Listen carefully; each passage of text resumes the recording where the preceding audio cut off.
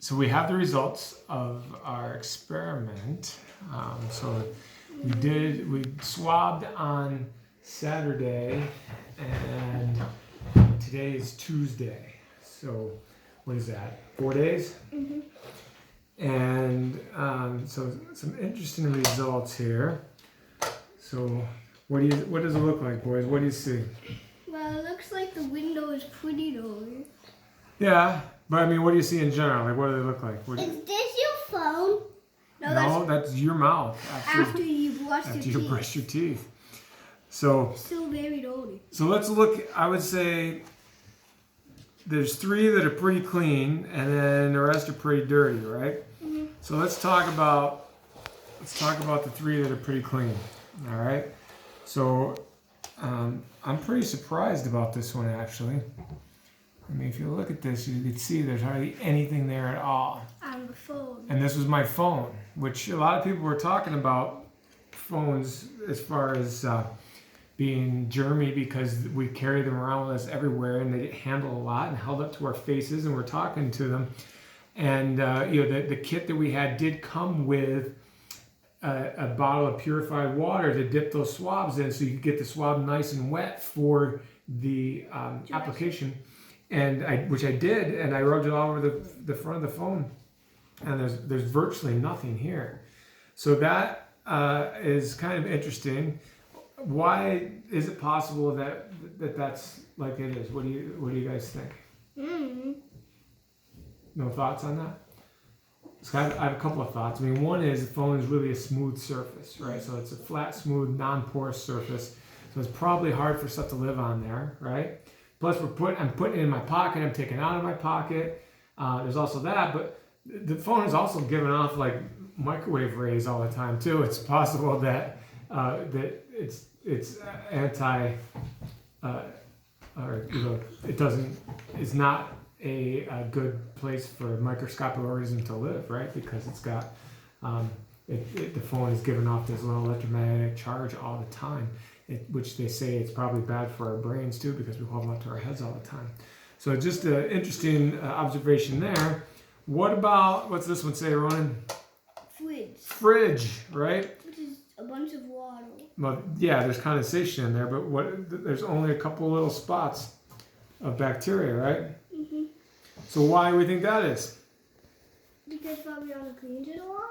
Yes, Fabiana does clean it. So Fabiana's a cleaning lady. She was just here, in fact.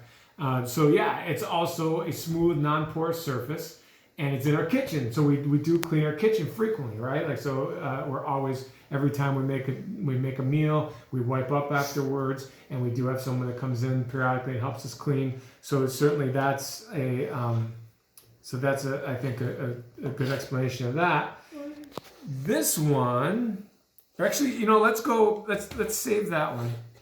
Let's talk about this one next. All right, so what does that say? Door handle. Doorknob, right? And can you see that, Jillian, in the camera?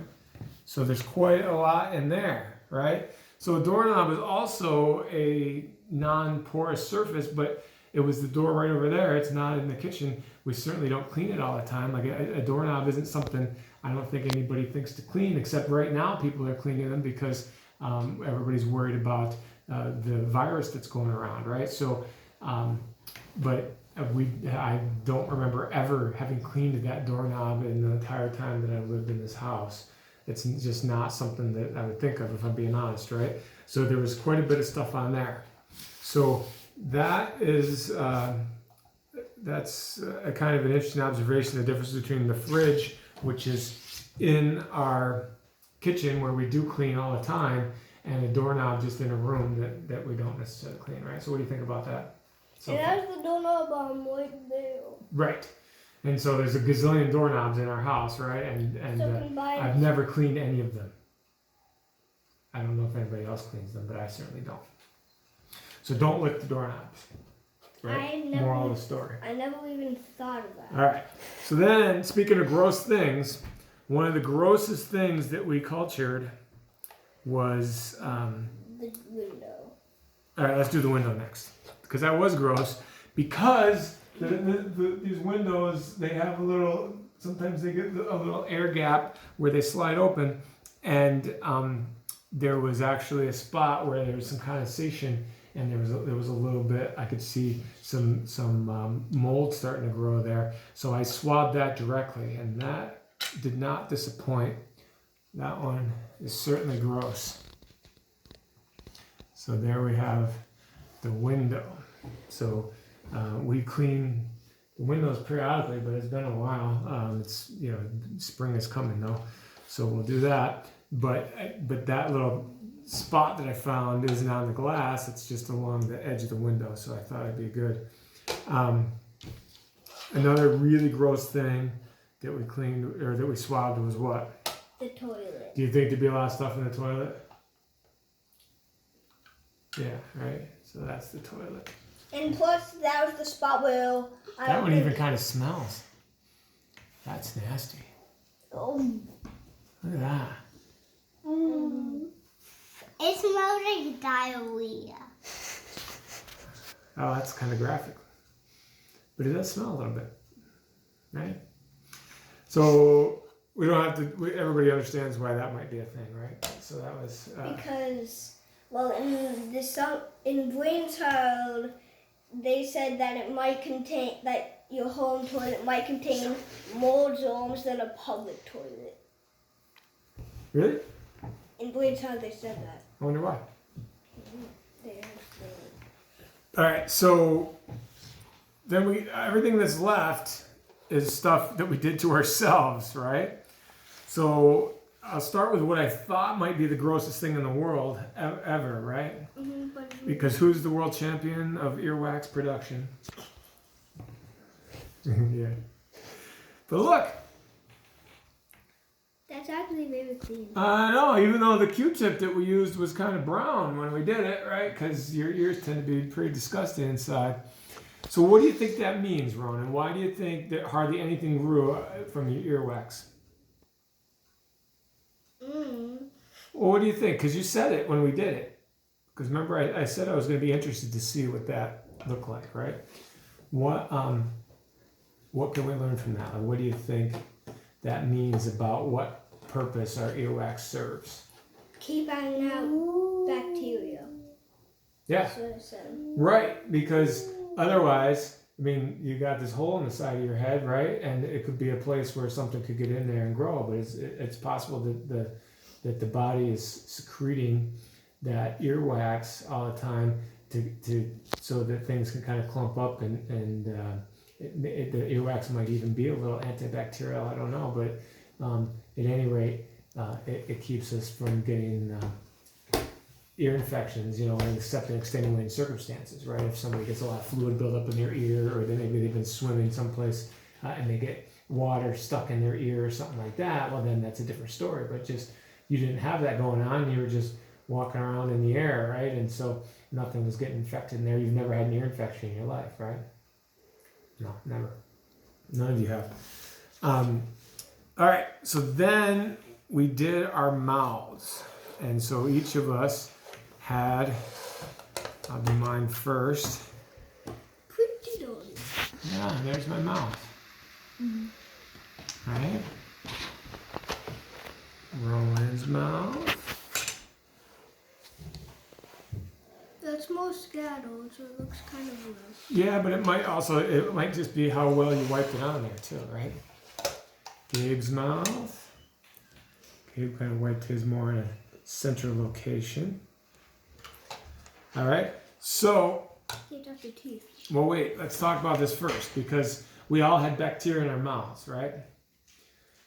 So, if we have bacteria that live on us and in our mouths even, why are we not sick all the time? Because your microbiome. Because it's part of our natural microbiome, right? So, but what part of us keeps keeps the natural microbiome in check? What parts of us keeps us from getting infected, or helps our body maintain the microbiome even when we do get an infection? Do you know what that's called? The liver? No. Oh, that cleaned out the blood. It does clean out the blood. You're right. It's a system. What system in the body? bloodstream? Well, part of it is in the bloodstream. The cells. Part of it is in the cells. It's the immune system. Does that make sense?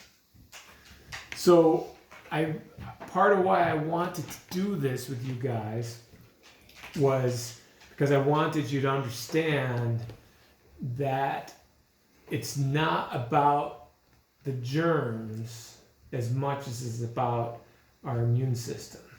So even with this, everybody right now is kind of panicking and freaking out about this coronavirus 19, this COVID-19 infection that's going around, which is a viral infection. None of this is virus. We didn't have the right equipment to culture virus, but it's the same thing.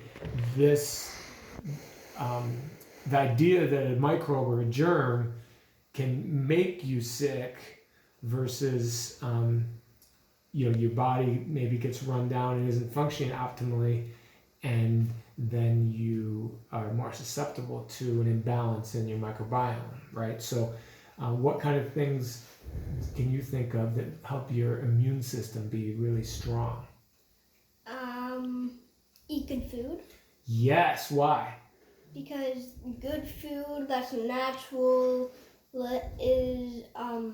has more vitamins and minerals that will help your immune system grow. That's an excellent answer, Rona. That's brilliant.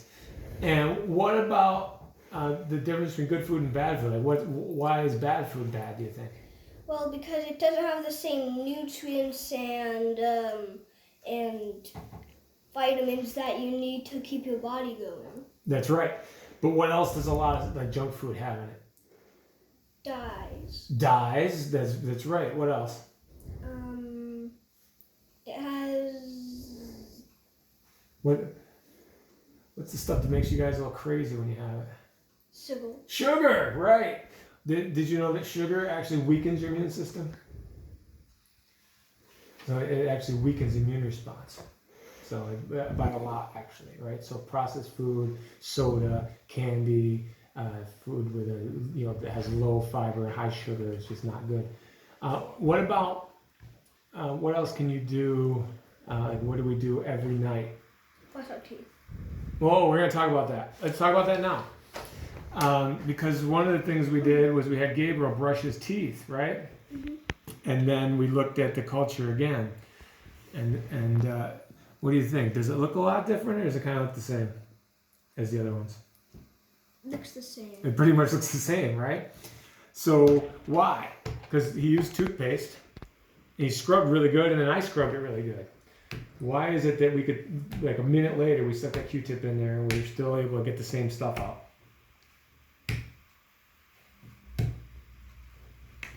Well, because the toothpaste doesn't necessarily kill the germs. It might weaken them so that they kind of get sick and fall off. So it might even make it easier for us to wipe them off with that swab, right? So people, I don't think when they're using products like toothpaste or hand sanitizer or other things like that, I don't think they realize how it's not a magic wand that magically makes all the microscopic life disappear. It just helps you, clean your teeth or clean your hands, right? Does that make sense? That's why you have to rub it off. Like with hand sanitizer, you have to rub your hands. Yeah, but like a lot, right? I mean, it doesn't do as good a job as soap is what they found. But soap and water, and you have to wash for 20 seconds if you really want to get everything off your hands. What about where I was going though, as far as like what do we do at night? What else do we do at night? After you brush your teeth, what do you do? Gabe, what do we do after you brush your teeth at night? Where do you go next? No, wash your face. Oh, right. Okay, so we wash your face too. Yeah. Then what do we do? Go to the bathroom. Yeah, all right. And then after that, what do we do? Go to sleep. Yes. So that's where I was going. So the question originally was like, what are things that help build our immune system, right? So do you think being well rested helps build the immune system? Yeah, it helps your body stay energized. Yes, and it gives your body. That's how your body is rebuilding and detoxifying all night long while you sleep. That's why we sleep, so that you can take that same energy that you would use for other things and divert it to growth and repair of your cells and helps to detoxify the body, and that's where a lot of the maintenance gets done. The night crew comes in and takes care of us, right? What else? What's one other thing that our family does to keep our immune system strong? Has to do with what I do to people. Chiropractic. Yeah, so we get adjusted, right? Because why? Because what system does that affect? The immune system. Yeah, but through what other system? Do you remember? I forget what it's called, but I know it runs through your spinal cord. Yeah, the nervous system. Yeah. Right. So if you have a nervous system that's balanced and is not stressed, then your immune system is stronger, right? And then what about talking about things that can lower immune function? Like one of the things is stress, right? That we mentioned. So it certainly, do you think if people are really panicked and freaking out about a virus, which is really, it's a cold virus, basically, right? Everybody's had a cold. Do you think people that are like freaking out and like the world grinding to a halt and people are, really upset about this and losing sleep about it, do you think that their immune systems are getting stronger or weaker? They're getting weaker. Does that make sense? So do you think now that we've talked about this, is this a little bit empowering as far as knowing that the germs are all around us all the time and we have the ability to influence our relationship with the environment by keeping our bodies strong? I think it's right. Versus the other way of looking at it was just looking at ourselves as helpless victims, living in fear of some kind of a germ or something making us sick, right? Because that's not the whole story, right? Do you agree? Yeah. All right. Well, would you say our experiment was a success? Me too. Dave, did you like the experiment? Yeah. I don't know my earmuffs because it grows. It just looks gross. Yeah. So maybe we could eat it. No. All right. Bye for now.